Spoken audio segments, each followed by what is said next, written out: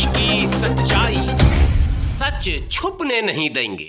आदाब, मैं हूं हाफिज गुलाम सरवर और आप देख रहे हैं देश की सच्चाई। आज पूरे दिन गहमा-गहमी भरा रहा। भारत के इतिहास में आज का दिन भी दर्ज किया जाएगा। कारण ये रहा कि आज उत्तर प्रदेश की कई अदालतों में एक साथ कई विवादित मामले की सुनवाई चल रही थी। एक विवादित मामला तो आप जान ही रहे हैं कि ज्ञानवापी मस्जिद का है, यानी गौरी श्रृंगार और ज्ञानवापी मस्जिद के बीच के डिस्प्यूट पर जो लगातार सर्वे का मामला था और जो कोर्ट कमिश्नर की नियुक्ति थी, जिस पर आपत्ति थी मुस्लिम पक्ष को, यानी अंजुमन के सदर और सेक्रेटरी की आपत्ति थी, और जो गुज़श्ता जुमा में जो मंजर बना, जो दृश्य बना, वो सब आपके नज़र के सामने है। मामला फिर कोर्ट में गया। कोर्ट कमिश्नर के को जो है सस्पेक्टेड कहा गया, पक्षपाती कहा गया, लेकिन कोर्ट का आज उस पर भी फैसला आया और फैसला पिछले फैसले से ज़्यादा तल्ख टिप्पणी के साथ, यानी कोर्ट कमिश्नर तो वही मिश्रा जी बने रहेंगे, साथ में 2 एडिशनल और नियुक्त कर दिया गया।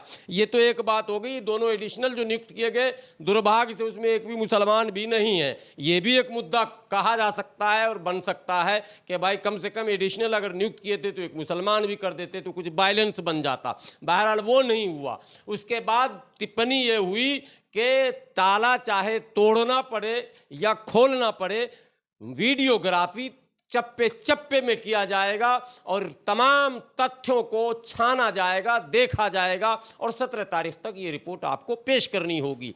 बहरहाल ये गहमा गहमी के बीच एक खबर आई मथुरा से। जी हाँ, शाहजहानी जामा मस्जिद मथुरा और कृष्ण जन्मभूमि विवाद। आपको पता है अयोध्या तो एक झांकी है, काशी मथुरा बाकी है, याद तो हो गई।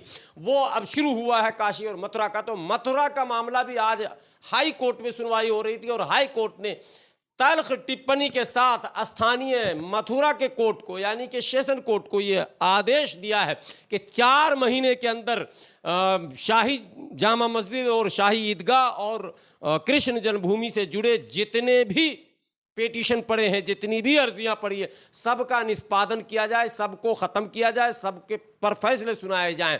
ये आदेश किया गया और ये भी कहा गया कि अगर सुन्नी वक्फ बोर्ड पैरवी नहीं करती है तो उसे एक्स पार्टी घोषित कर दिया जाए और वन साइड फैसला सुना दिया जाए। तसव्वुर करें क्या फैसला होगा। और सुन्नी वक्फ बोर्ड क्या चीज़ है इसे भी आप समझें।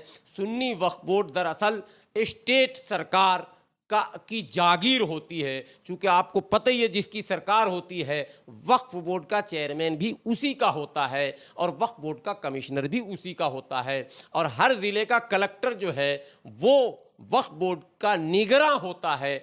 ऐसे में वक्फ बोर्ड से अच्छी पैरवी की उम्मीद बेमायने है। इसलिए ये भी माना जाएगा कि आने वाले 4 महीने में मथुरा को लेकर जो फैसला आएगा वो भी देश में कोहराम मचाने वाला आएगा और लोगों का ध्यान खींचने वाला आएगा। लेकिन एक और बड़ी खबर आई थी ताजमहल से जुड़े हुए।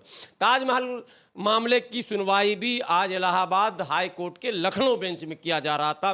दरअसल किसी ने PIL दाखिल किया था कि ताजमहल में जो 22 कमरे नीचे हैं उसमें सन 1888 से लगातार ताले लगे हुए हैं साहब, अब तक नहीं खुले। बहरहाल ये बात भी हास्यास्पद है कि ऐसा क्यों है, कि कारण क्या है उसके, इत्यादि इत्यादि। लेकिन इस PIL पर हाईकोर्ट के जज ने PIL दाखिल करने वालों को कई कड़े फटकार लगाए।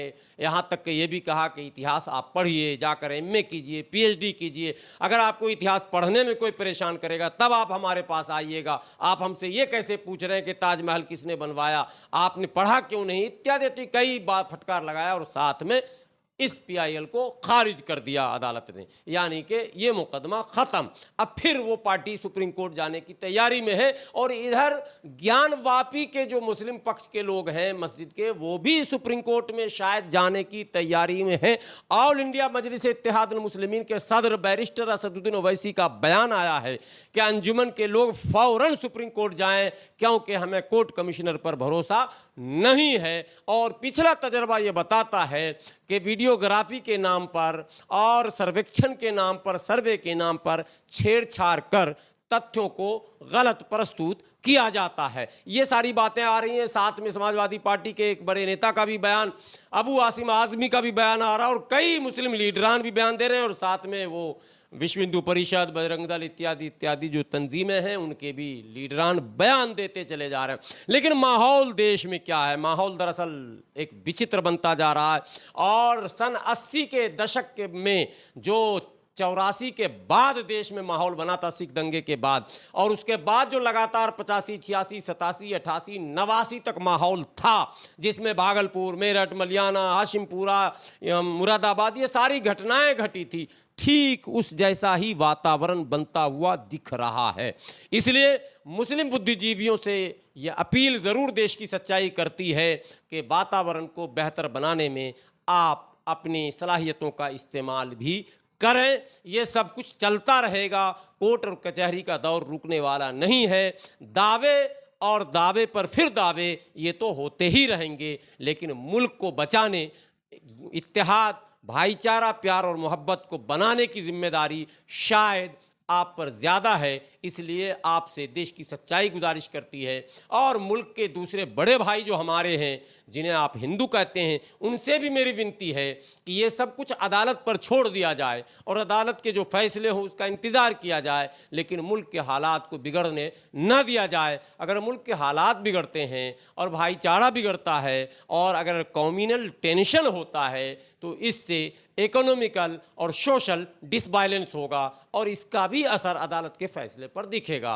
बहरहाल हालात बहुत अच्छे तो नहीं किए कहे जा सकते हैं, मगर ऐसे हालात में भी नाउमीद आप नहीं हो सकते हैं, क्योंकि भारत का जो नेचर है, स्वभाव है, वो स्वभाव सेकुलर है, और सेकुलर नेचर में जो लोग इंटरफेयर कर रहे हैं उन्हें पराजित करना आसान है, पर शर्त है कि पहल करें और अपनी तरफ से पहल करें। बस इसी पहल की कोशिश की ज़रूरत है।